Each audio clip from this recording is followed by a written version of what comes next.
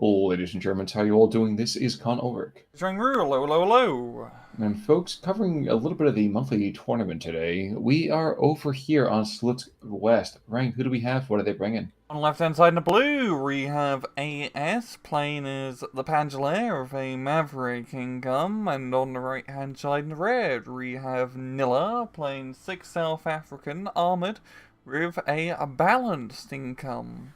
Now, sixth South African, kind of fun to see these guys. Not really what I expected, to be honest, but there's tons and tons of vehicles. What should we be expecting here?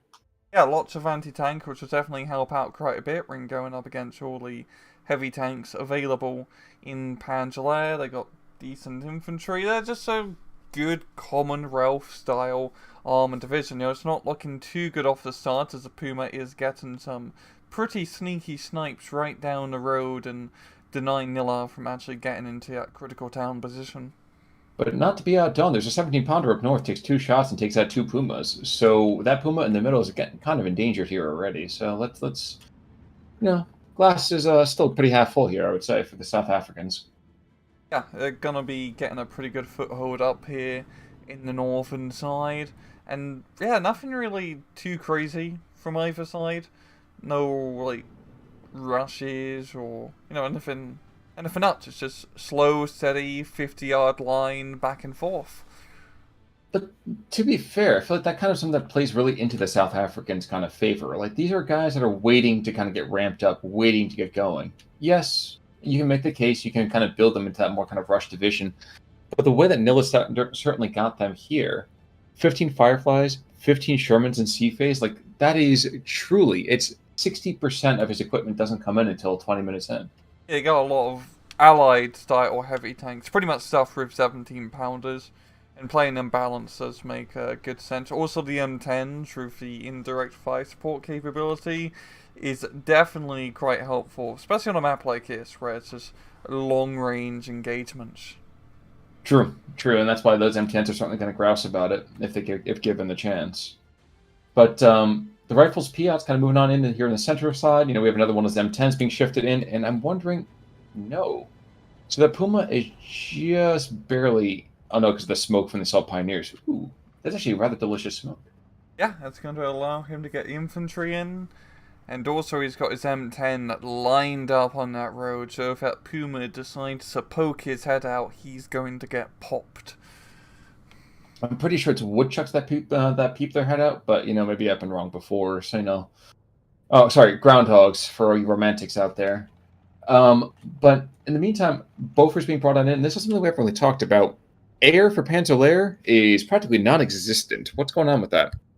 Yeah, he's just going all in mainly for the tanks and artillery, and also a lot of anti-air as well. Just enough aircraft to do a little bit of light bombing and light interception. I mean, looking at this anti-air over here in the meantime, though, Gepards and Verbovins and Flak 88s, like, he should be fine the way that he is, all things considered. He'll be good. We're seeing the M10 starting to open up, and due to just how clumped up AS's forces are in the town, he's going to be taking some hits here. Actually, I want to turn your attention to the northern side. There's a bit of a half-track push on the northern side, supported by a couple of Shermans, and that 6-pounder Portee, which is kind of like someone just took a technical and was like, you know what, man?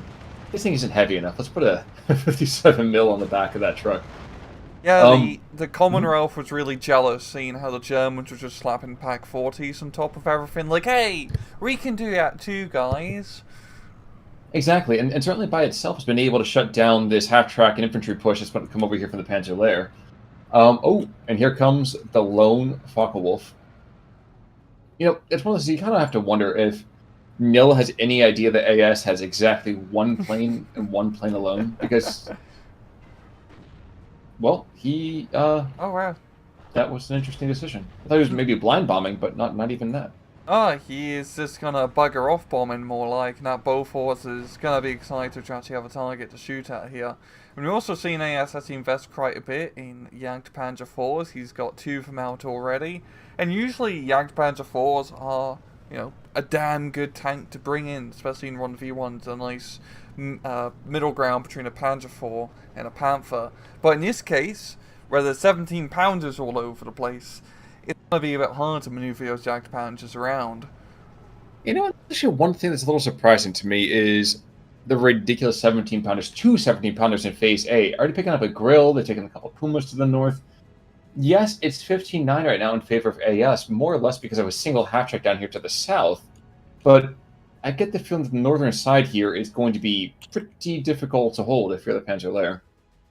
Yeah, it's just a slow grindiness of that long-range anti-tank, and there's not a whole lot of cover for your tanks to take in. Those 17-pounders can very easily zone out the open areas of the map, and, well, you get into the problem of, okay, do you invest in Panthers and Tigers? Because, by God, they're pretty thick, but they're still not thick enough to completely survive a 17-pounder shot, but they're a bit better at dealing with the Sherman spam, which is coming his way.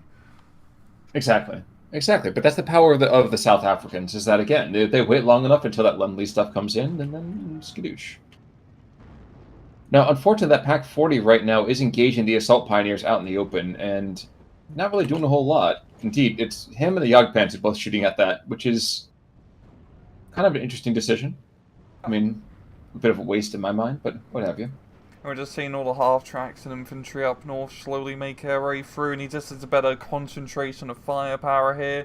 The Panzer Grenadiers trying to move up, and these are the Panzer Grenadiers with Panzer Shreks, so they are really bloody deadly against armor, but with all the half-tracks and even the MMG carrier being brought on up, those Germans are not going to get their machine guns online. Yeah, but that's the thing. The MMG carrier in this particular kind of loadout, so to speak, this kind of push, really, in my mind, kind of excels. The half-tracks are probably the things your opponent's going to shoot at first, but you have the recon over here from the MMG. So you're spotting a lot of targets for that suppression, which is a really, really good thing. Yeah, it's very cost-effective for only 10 points. It absolutely is. Now, taking a look to the south, there was a brief time that the Panzer Lehr controlled several flags here. We can see in the meantime, Rifle Squad being brought down with a Pia, one's already kind of debarked, and a Sherman picking up a single half-track and seeing that really shift back to the west here. Don't expect to see a whole lot down here on the southern side for quite a bit of time. There's a Pack 40 sitting in here. There's an MG42 kind of controlling the field. A lot of opportunities for really the Panzer Lehr to turn into a field of death for right now. I think everything's going to be happening in the north.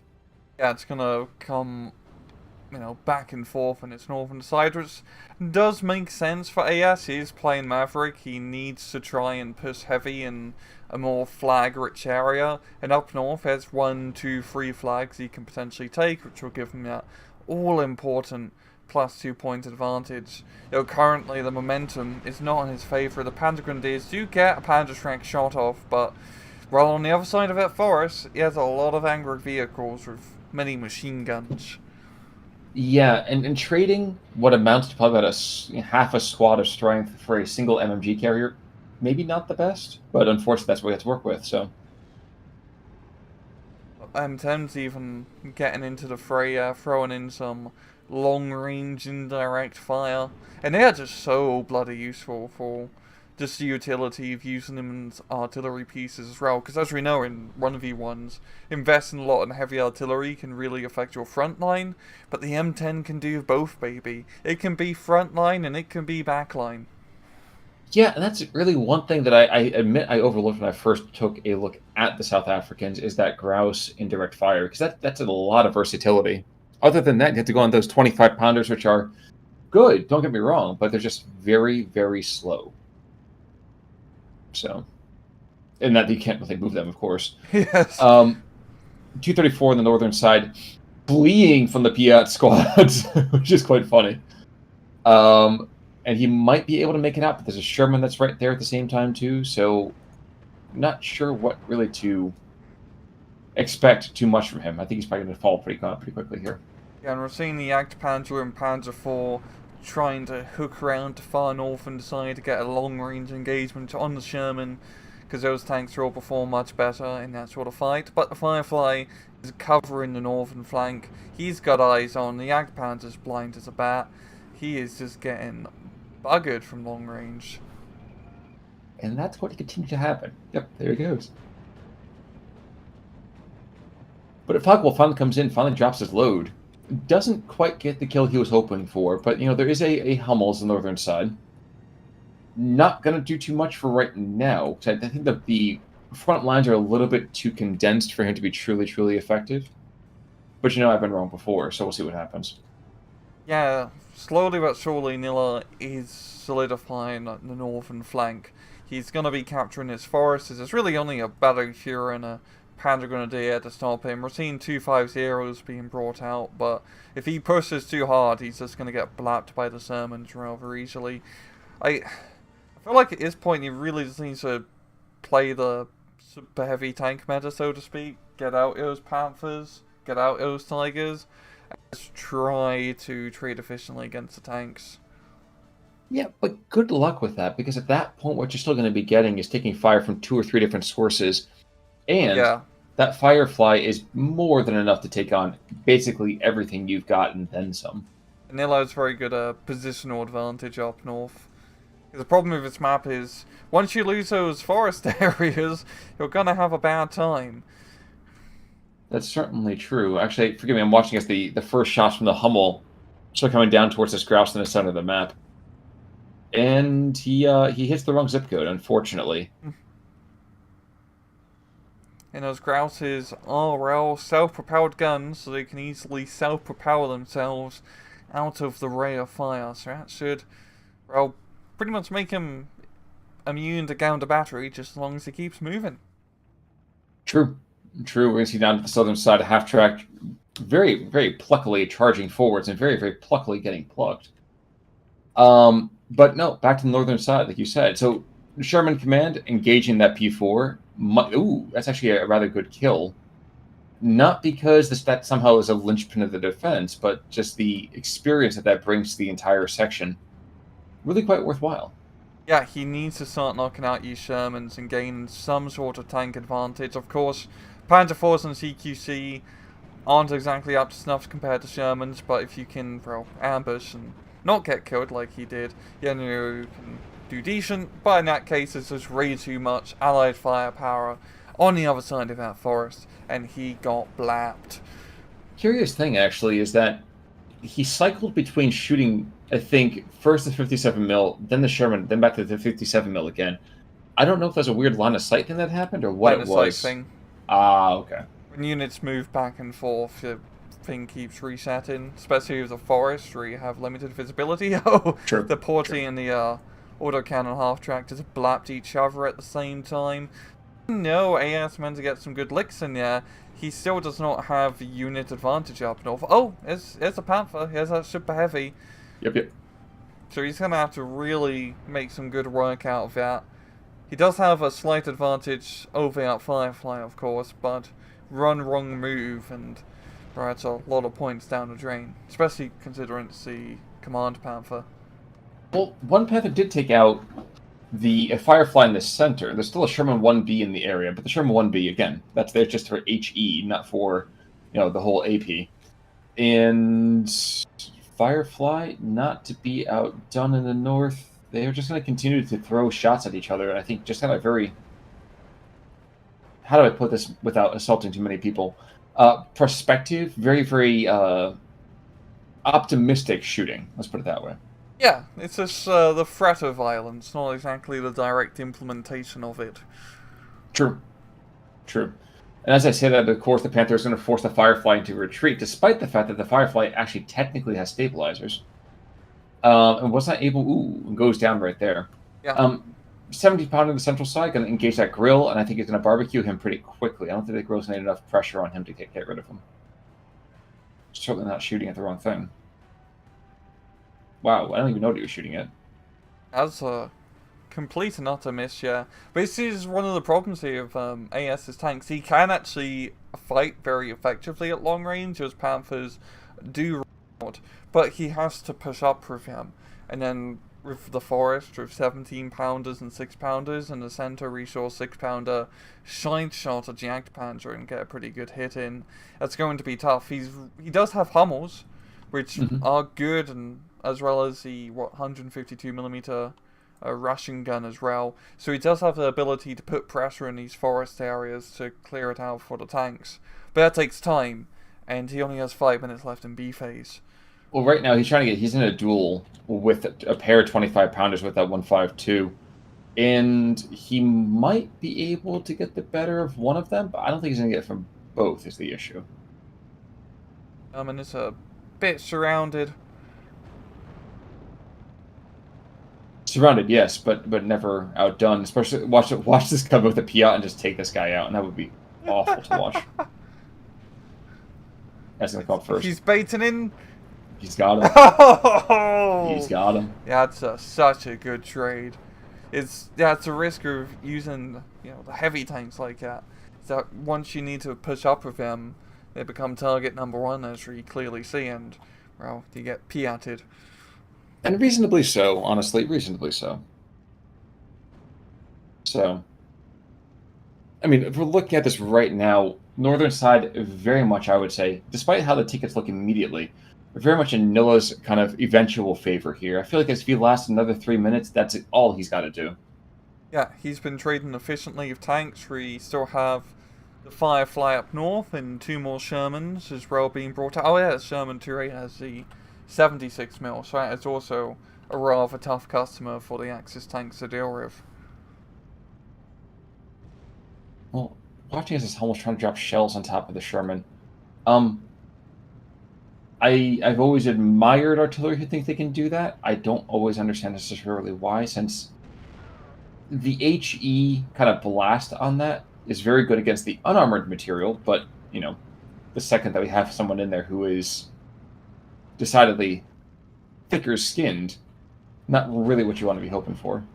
He's just trying to do everything he can to stun up that Sherman so he can actually push up the tanks in the forest.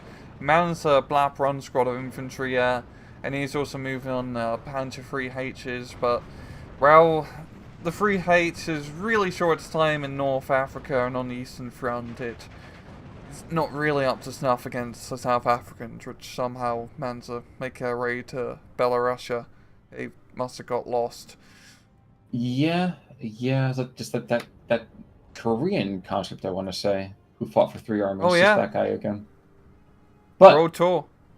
yeah, I mean, it's one of those guys. It's like he's got to look at his passport, like, oh man, I wish I brought my passport with me. It's a bit crazy.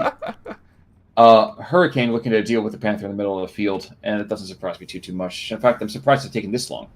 Wow, it just completely one-taps him. Because Hurricane anti-tank, even back in SD44, deadly stuff. Well, it just what it says in the tin, man. They want to rock you like a hurricane. So that works out really quite well for them. There's a quiet hero here, though, that I'd like to kind of call out, and that is that 17-pounder, Cilliers, over here. This dude, just north of the Recce, and his other 17-pounder. This guy has got to have had 4 or 5 solid just weapon system kills already, and he's been attracting so much attention. And all he can do is just shoot vehicles, and he just picks them off one after the other. Like, this man deserves a medal if he survives. Such a good spot, because he can cover the northern side and the road, which is the critical area to push, and he covers the entirety of the centre as well. I'm actually quite surprised artillery hasn't been brought down on him sooner, considering he barely really moved this entire match. Well, it has, but at the same time, a lot of stuff that's engaged him has just been, let's put it politely, a little underwhelming. Yes. So, southern side, there is an attempt to try to break east by a couple of half-tracks and a couple of P-Shrek Grens. But I'm actually kind of fascinated. Now we have Verbovins, which, of course, technically are supposed to be anti-air, but for me, I've always felt more necessary using them as support weapons on any kind of infantry push. They are the MG42s on speed. For me, they're the anti-everything gun. That's also fair. But I mean, I feel like with a lot of the anti-air vehicles, I always prefer technicals over emplacements. Because you get so much more mobility and everything out of it, so. Because the problem is you get counter-batteried pretty much immediately against players who are worth their salt.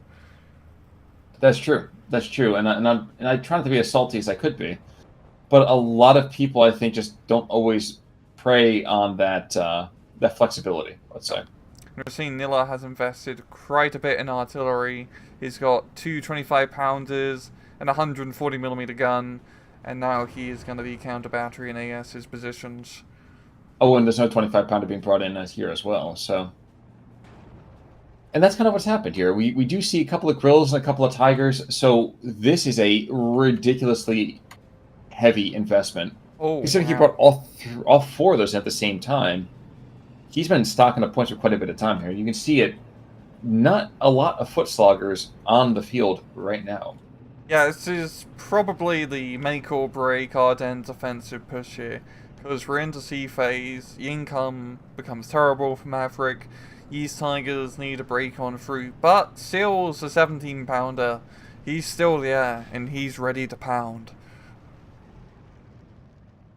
There's that Panther D to the north as well, and I'm kind of keeping a vague eye on him, because he'll be able to engage a lot of the lighter material, of course. But I don't know. No, he doesn't have eyes on the Shermans just yet. No, he's got it on one of the Shermans. Okay. Yep. And forcing that Sherman blob to retreat back to the safety of the forest. But that works pretty well for Nilla, because it's also just deterring AS from pushing up, because it's kind of like hedgerow combat. If he pushes up past the forest, he gets blapped by a bunch of angry South Africans. Well, actually, I think the 70s, the M10s are trying to drop fire to the south. They're starting to shell their own positions. Unfortunately for the Lehr, I don't think, in the broad scheme of things, they're going to be in great shape. Especially now, ooh, yikes. And the 17 pounders are opening up. There's two 17 pounders now. Oh, yes. And Cillier claims another victim. And here comes the Hurricane. Panzer IV goes down. Grills go down. All the armors, it's just going down, Khan. You know, this is like that scene in A Bridge Too Far. You know, the opening push. Oh, yes. They have like 3 Pak 40s that turn everything to absolute dog poo. And there we go. Yeah, we have that tap right there. And I completely understand why. Yeah. It felt like more than 1,100 point difference. It really did. And there you go, Cillier. There you go. 1, 2, 3, 4, 5, 6, 7, 8, 9 vehicle kills and a Flammenwerfer. So hitting a Zippo lighter as well. Williams picking up a 4-pack. So yeah, if you take Cillier out of it, at that point, it's a completely different match. Yeah, he just knocked out the entirety of the German armor, especially knocking out those 2 Pumas right off the start, because that was really AS's best bet in doing an early game aggressive push to try to take a lot of territory up north, but instead he had to grind it in that central northern area, and that just worked well for Sherman armed divisions. You know, the funny thing, though, is actually, I just did some rough calculations. He's responsible for over 20% of the losses by the German team here.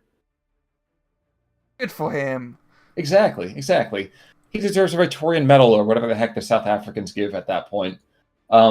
Losses, I mean, the lone Focke-Wulf trying to put the team on his back, picking up a few ground pounders here and there, but the South African stuff that they killed just wasn't valuable enough, and that kind of, I think, was the major issue here. Yeah, it's just a very good deck for this map, because you got all the 17 pounders, and it's a really heavily armed Allied armor division, because you have 17 pounders, the American 76s, Fireflies. It's a pretty good one to go toe to toe with Panzer Lehr, and of course the problem with German heavy tanks in this game, especially in 1v1s, is they can be just a little bit too expensive for the actual value you get out of him. Well, if you lose a German 76 mil, yeah, you got more of him. Exactly. I mean, the weird thing here too is that if you look at the decks themselves, about the only area I think where the Lehr controls any kind of crazy advantage is in recon, which is great. Don't get me wrong. The recon, the light vehicles are amazing, but just not where you want it to be in the long term. So, yes, you need a bit more firepower. Yes, exactly. But unfortunately, that's what Lehr is. Hit hard and hit with a couple of things because you're not going to have many of them. Yes. Save up 10 minutes, get all the King Tigers, then you get blapped by Cluster RT, or Cluster Air Power. Yeah. Cluster RT is a different game. That's true. We're not there yet.